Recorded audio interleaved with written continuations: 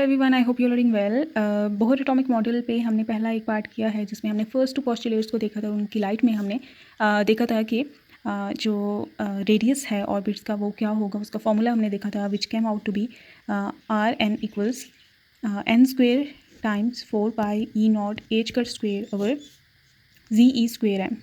ठीक है, where m is the mass of electron और जी एटॉमिक नंबर है उस यूनी इलेक्ट्रॉनिक एटम का, और एन जो है वो एक इंटीजर है। ठीक है, तो हमने रेडियस को फाइंड आउट कर लिया था, इस इक्वेशन को हमने ऑब्टेन कर लिया था। तो अब हम देखना चाहते हैं कि स्पीड क्या होगी ऑर्बिटल इलेक्ट्रॉन्स की, उसका फॉर्मूला हम जनरेट करना चाहते हैं। तो वो बहुत ही ईजीली हम फाइंड आउट कर सकते हैं। हम वही quantization of orbital angular momentum का फॉर्मूला यूज़ करेंगे और इसी से ही हम वी निकाल लेंगे। हमें पता है, we know that m v r equals n h by 2 pi. ठीक है, तो अब ये डिपेंड करता है कि आप एच कट लेना चाह रहे हैं या एच की फॉर्म में लेके जा रहे हैं। तो यहाँ पे मैं एन एच कट की फॉर्म में लेके जाऊँगी। ठीक है, क्योंकि यहाँ पे भी एच कट है, बाद में हम कन्वर्ट कर लेंगे। तो एच कट होता है एच ओवर 2 पाई, तो एच ओवर 2 पाई की जगह हमने एच कट लिख लिया है। एम वी आर है और इनके साथ सब्सक्रिप्ट में छोटा छोटा एन लिख देते हैं क्योंकि वो क्वांटम नंबर पे डिपेंड करते हैं, इसको शो करने के लिए। ये चीज़ ना भी करें तो भी इट्स ओके, लेकिन मैंने कर दी। तो वी एन अगर हम फाइंड आउट करना चाहते हैं तो एम और आर यहाँ पे नीचे डिवाइड हो जाएंगे यहाँ पे। ठीक है, इसके नीचे तो एन एच कट पहले से यहाँ पे था, तो एम आर यहाँ पे डिवाइड हो जाएगा। ठीक है, अब एन एच कट और एम दीज आर समथिंग जो कि हमें पहले से पता है। आर एन जो है which is something that we can put right there, तो और उसका फॉर्मूला तो हमने फाइंड आउट किया हुआ है, तो यहाँ पे पुट कर देते हैं। तो यहाँ पे है एम स्क्वेयर। ठीक है, ये भी आ जाएगा। मैं यहाँ पे आर एन की वैल्यू पुट कर रही हूँ, तो न्यूमरेटर नीचे आएगा और डिनोमिनेटर ऊपर चला जाएगा। ठीक है, तो v n will be, n एक कैंसिल हो जाएगा।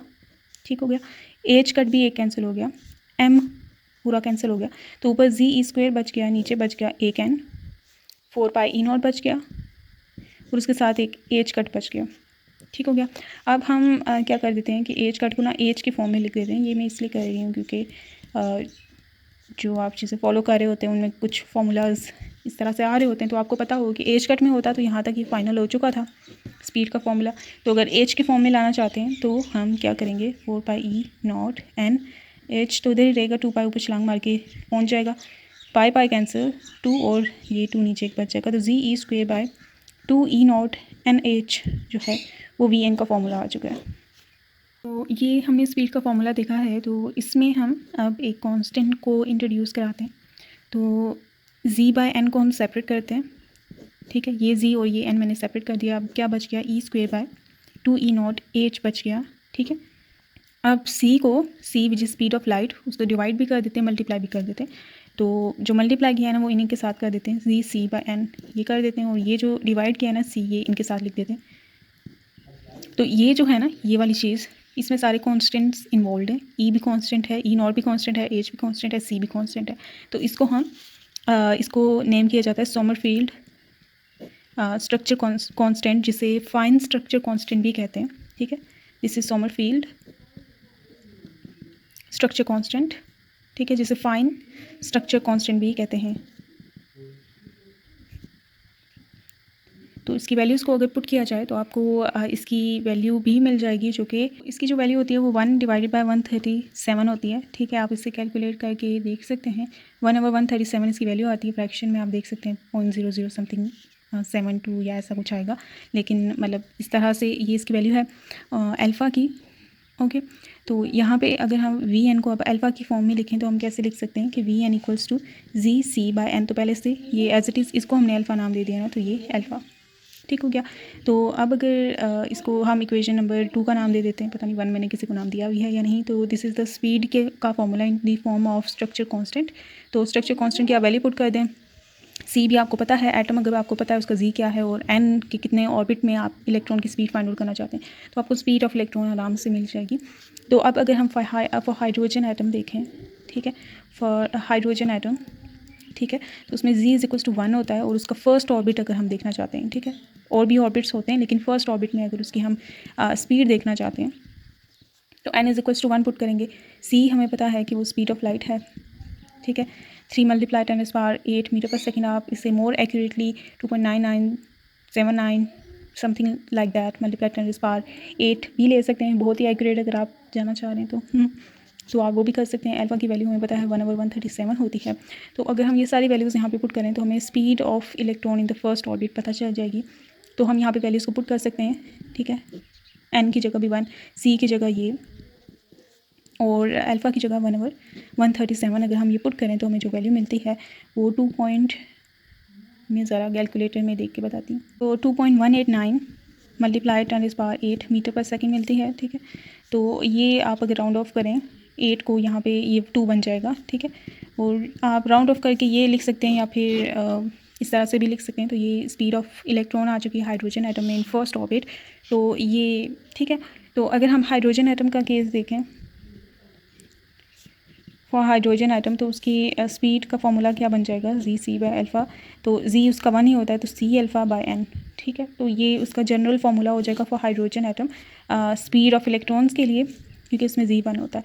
तो फर्स्ट ऑर्बिट के लिए n=1 पुट करेंगे, सेकंड ऑर्बिट के लिए 2 पुट करेंगे, थर्ड के लिए n की वैल्यू 3 पुट करेंगे, and so on.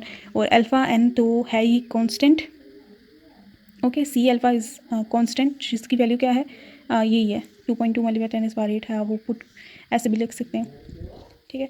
Divided by n, this is the general formula for the speed of electron in a hydrogen atom. तो ये हमने फार्मूला जनरेट करना था, और ये हमने फार्मूला जनरेट कर लिया है। ये most general for uni electronic system, ठीक है। यूनी इलेक्ट्रॉनिक सिस्टम मीन्स कि जिनके ऑटोमोस्ट शेल में सिर्फ एक इफेक्टिव इलेक्ट्रॉन मौजूद हो, ठीक है। और उनका Z जो है एटॉमिक नंबर हो, उसके नंबर ऑफ मतलब protons in the nucleus. N जो है इंटीजर है, जो कि ऑर्बिट्स को शो करता है, कौन सा ऑर्बिट है। C is a constant which is speed of light, alpha is a constant which is structure constant, fine structure constant या सोमरफेल्ड स्ट्रक्चर कांस्टेंट भी इसे कहते हैं। थ्योरीज में कुछ इंपॉर्टेंट कांस्टेंट्स आते हैं जो बार बार रिपीट होते हैं, तो उनको नेम किया जाता है, जो कुछ इंपॉर्टेंट्स रख रहे होते हैं। तो ये भी एक उन कांस्टेंट्स में से एक है। तो for hydrogen atom one of the important constant, तो हाइड्रोजन एटम के लिए स्टडीज़ ऑफ एटम्स के लिए बहुत इंपॉर्टेंट है, तो आपको ये पता होना चाहिए अल्फा की वैल्यू विच इज़ E²/2E0Hc। और अगर आप इसमें H कट लाएँ ना, तो ये बन जाएगा कुछ इस तरह से, मतलब इस अल्फ़ा को मैं अगर H कट की फॉर्म में लिखूँ, एक तो ये है ना, अगर H कट की फॉर्म में लिखना चाहती हूँ तो क्या करना होगा, मुझे H के साथ मुझे डिवाइड बाय 2 का चाहिए, मल्टीप्लाई 2/भी कर देती हूँ। तो ये तो H कट बन जाएगा, ये 2 से मल्टीप्लाई हो जाएगा तो 4 बन जाएगा, तो ये 4πE0C बन जाएगा, ठीक है। ये इस फॉर्म में भी आता होता है, H कट की फॉर्म में ये ऐसा बन जाता है, जो मोस्ट फेमिलियर हमारी फॉर्म है E²/2πE0C। अच्छा, H कट लिखा ही नहीं मैंने, यहाँ पे H कट किया, ओके। तो ये इसकी मोस्ट फेमिलियर फॉर्म है, ये भी ठीक है, ये भी ठीक है, ये कहाँ गई, ये भी ठीक है। तो ये दोनों में से जो भी आप लिखना चाहते हैं, डिराइव करना चाहते हैं, आप कर सकते हैं। हमने फार्मूला में लिख दिया, और फार्मूला में for hydrogen atom first orbit के लिए हमने देखा कि उसकी स्पीड क्या बनती है, और फिर हमने जनरली हाइड्रोजन एटम की स्पीड का फार्मूला लिख दिया फॉर इलेक्ट्रॉन्स, या फिर आप ये भी इन जनरल कोट कर सकते हैं, ठीक है। ये स्पीड होगी। अब हमें स्पीड पता चल चुकी है, अब हम फ्रीक्वेंसी फाइंड आउट करते हैं। इससे प्रीवियसली हमने स्पीड का फार्मूला भी इन जनरल बस देखा था, जिसमें R पहले से ही आ रहा था। इसी तरह हमने फ्रीक्वेंसी F के लिए भी फार्मूला जनरेट किया था, लेकिन उसमें वैल्यूज़ को पुट नहीं किया था, जिसमें मैंने बताया था कि जो F और R का रिलेशन है वो इन्वर्स है, और R⁻³ 3/2 समथिंग लाइक दैट है। लेकिन हम दोबारा से डिराइव कर लेते हैं, हमें पता है V = R ओमेगा होता है, okay. V is the speed, R is the radius of the orbit, and omega is the angular frequency. Angular frequency का आपको फर्दर ऑन पता है कि ओमेगा = 2πf होता है। मैं F इसलिए यूज़ करती हूँ, म्यू यूज़ नहीं करती। म्यू भी होता है ना, बुक्स में भी ये यूज़ होता है। म्यू मैं इसलिए यूज़ नहीं करती क्योंकि ये स्पीड और मेरा म्यू जो है ना ऑलमोस्ट सेम लगता है, आपको कन्फ्यूजन ना हो, तो इसलिए मैं कन्फ्यूजन से बचने के लिए F ही यूज़ करती हूँ, जब V भी यूज़ कर रही हूँ। तो आप को दिखाते हुए, क्योंकि मैं थोड़ा रफ सा लिखती हूँ तो ऐसा कुछ हो जाता है, वरना आप बेशक म्यू यूज़ कर लें ऐसा नोटेशन। तो F अगर एक तरफ कर लें, V इधर है, 2πr नीचे यहाँ ले जाते हैं, ये इधर नीचे चला गया, F अकेला बच जाएगा जो यहाँ पे मिल गया। अब V की वैल्यू भी पता है, R की वैल्यू भी पता है, हमें सब कुछ पता है, हम यहाँ पे जस्ट पुट कर देते हैं। तो अभी इनकी हम वैल्यूज़ को पुट कर देते हैं। हमें V भी पता है, R भी पता है। तो V जो हमने फाइंड आउट किया है वो है, जो मैं यूज़ करूँगी वो ये वाला, ठीक है, जिसमें कोई भी हमने आर्टिफिशियल कॉन्स्टेंट्स नहीं इंट्रोड्यूस करवाए हुए, ठीक है। तो ये V मैं यहाँ पे पुट करूँगी, विच इज़ Ze²/2E0NH, ठीक है। और 1/2πr, ये पहले से था। R की वैल्यू भी पुट कर देते हैं, R की वैल्यू जो हमने प्रीवियस वीडियो में भी फाइंड आउट की थी, and which was this one, ठीक है। मैं ये पुट करने जा रही हूँ, तो 1/4πE0H² n² और ऊपर आ जाएगा Ze²m, ठीक है। तो ये Ze², इसका स्क्वेयर बन जाएगा Z² e⁴ हो जाएगा, E² E² e⁴ m आ जाएगा, और नीचे 2 2 ज़ा 4, ठीक है, ये 4 और ये 4 से मल्टीप्लाई होगा तो 16 आ जाएगा। तो ई नॉट देखें तो ई नॉट इधर एक है, एक इधर है, तो ये ई नॉट स्क्वेयर हो जाएगा। एन एक इधर है, एन स्क्वेयर इधर है, तो ये एन क्यूब हो जाएगा। एच इधर है और यहाँ पे एच कट स्क्वेयर है, तो एच कट स्क्वेयर की जगह मैं एच स्क्वेयर ओवर 2 पाई लिख देती हूँ, अब 4 पाई स्क्वेयर आ जाएगा, ठीक है। एच कट जो है अकेला एच बाई 2 पाई होता है, तो अगर उसका स्क्वेयर ले लें तो दोनों तरफ का स्क्वेयर, तो h square over 4 pi square आ जाएगा एच कट स्क्वेयर की वैल्यू। तो यहाँ पे ये पाई रह गया, अब पाई एक इधर है एक इधर है, तो ये पाई स्क्वेयर, और ऊपर हमने सारा सॉल्व कर लिया था, ये पाई स्क्वेयर कैंसिल, ये 4 और ये 16 से कैंसिल हो जाएगा, तो यहाँ पे 4 बच जाएगा, ठीक है। तो बच गया Z square e to the power 4 m divided by 4 e naught square n cube h cube, ठीक है, ये एच क्यूब हो जाएगा। तो फ्रीक्वेंसी का रिलेशन हम देख सकते हैं कि 1/n क्यूब अगर मैं सेपरेट कर दूं और जी स्क्वेयर है, ठीक है, तो ये E4 m by 4 e naught square h cube separate कर देते हैं, तो फ्रीक्वेंसी जो है वो जी के स्क्वेयर और n के क्यूब से डायरेक्टली एंड इन्वर्सली रिलेट कर रही है, डायरेक्टली रिलेट कर रही है with the square of g atomic number, and inversely relate कर रही है विद द ऑर्बिट नंबर, ठीक है। तो ये हमने इसका रिलेशन देख लिया है, ओके। अल्फ़ा के अलावा एक और रिलेशन, एक और सिंबल यूज़ किया जाता है ए नॉट का। ए नॉट होता है first orbit of hydrogen atom का रेडियस, ठीक है। उसका जो हाइड्रोजन एटम का फर्स्ट ऑर्बिट का जो रेडियस होता है उसे हम ए नॉट से रिप्रेजेंट करते हैं, उसे हम बोहर रेडियस कहते हैं, तो n इक्वल्स टू 1 के लिए मिलता है। तो यहाँ पे ये जो अगर n स्क्वेयर के अलावा ये जो वैल्यू है ना, ठीक है, इसको हम ए नॉट कहते हैं, क्योंकि अगर आप n इक्वल्स टू 1 पुट करें तो यही वैल्यू बच जाती है ना, तो इसको हम ए नॉट कहते हैं। और क्योंकि हाइड्रोजन एटम करना है तो ये जी बी मतलब 1 पुट करते होते हैं आप, तो जी बी और एन बी 1 पुट कर दिया जाए तो जो बाकी बच गया ना वो ए नॉट कहलाता है।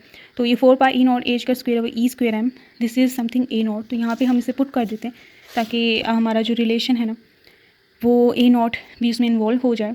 तो ये एक फॉर्म बनाने के लिए मतलब अपॉन यू, तो फॉर्म में हमें चाहिए ई स्क्वेयर एम चाहिए ना, तो यहाँ पे E4 m है, तो एक ई स्क्वेयर अलग कर देते हैं, तो एक ई स्क्वेयर अलग कर देते हैं, ठीक है। वो ई स्क्वेयर एम मैंने अलग कर दिया।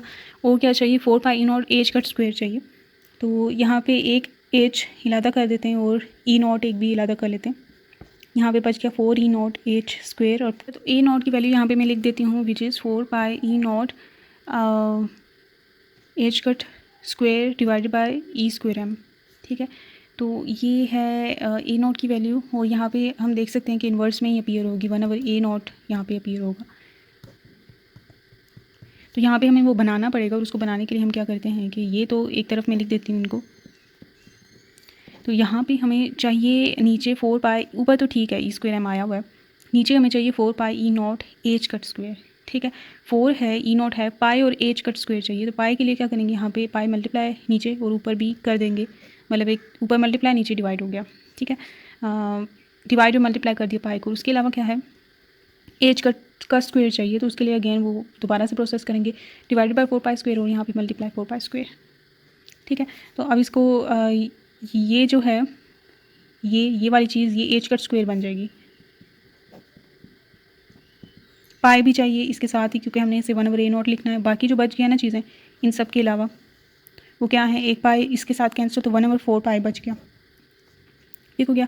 तो ये जी स्क्वेयर ई स्क्वेयर ये 4 पाई इधर ही लिख देते हैं, n cube 4 pi e naught h आ गया, ठीक है। और इसकी जगह क्या आ जाएगा 1/a नॉट, ओके। तो ये हमने लिख लिया Z square e square over 4 pi e naught h a naught n cube, ठीक है। ये हमने फ्रीक्वेंसी का रिलेशन देख लिया, it is in directly proportional to the square of atomic number and inversely proportional to the cube of n. So as orbit number increases the frequency of revolution of electron will decrease, ठीक है। Frequency जिससे electron revolve कर रहा होगा वो decrease होती जाएगी, ठीक है। So this is something that we have obtained using the Bohr atomic model. तो हमने इस वीडियो में देखा कि स्पीड ऑफ रिवॉल्विंग इलेक्ट्रॉन क्या है इन यूनी इलेक्ट्रॉनिक सिस्टम, और हाइड्रोजन एटम के लिए भी देखा, और फिर हमने स्पीड से हम फ्रीक्वेंसी के रिलेशन तक भी आए हैं, और हमने ये रिलेशन ऑब्टेन किया है जिसमें हमने 2 कांस्टेंट्स को देखा, a naught which is Bohr radius, and Bohr radius is the radius of first orbit of hydrogen atom, ठीक है, जिसमें z इक्वल्स टू 1 आप यूज़ करते हैं और n इक्वल्स टू 1 यूज़ करते हैं फर्स्ट ऑर्बिट के लिए। और अल्फ़ा देखा फाइन स्ट्रक्चर कांस्टेंट, और fine structure constant which is also known as Sommerfeld structure constant, जिसकी वैल्यू भी हमने देखी और वो यहाँ पे देखा था, उसकी वैल्यू 137 सॉल्व होके आती है। और उसकी दूसरी तरह की फॉर्म भी हमने देखी थी कि वो क्या होती है। So it is e square over 4 pi e naught h cut c, ठीक है। तो ये अल्फ़ा की वैल्यू है। तो ये हमने इस वीडियो में देखा है, बाकी चीज़ें हम नेक्स्ट वीडियो में देखेंगे। इन सारी वीडियोस को मैं एटॉमिक एंड मॉलिक्यूलर फिजिक्स की जो प्लेलिस्ट है उसमें ऐड कर रही हूँ। तो अगर आपको एटॉमिक एंड मॉलिक्यूलर फिजिक्स के रिलेटेड वीडियोस चाहिए तो आप उस प्लेलिस्ट को देख सकते हैं। तो क्वांटम मैकेनिक्स की प्लेलिस्ट में भी आपको इसके बारे में हाइड्रोजन एटम के क्वांटम मैकेनिकल केसेस मिल जाएंगे, और भी सारी प्लेलिस्ट हैं जिनमें मैंने तमाम जो भी वीडियोज़ में अपलोड करती हूँ जिस सब्जेक्ट के रिलेटेड होती है मैं उस प्लेलिस्ट में ऐड कर देती होती हूँ। तो आप प्लेलिस्ट को देख लिया करें ताकि आपको ईजिली वीडियोज़ मिल जाया करें। तो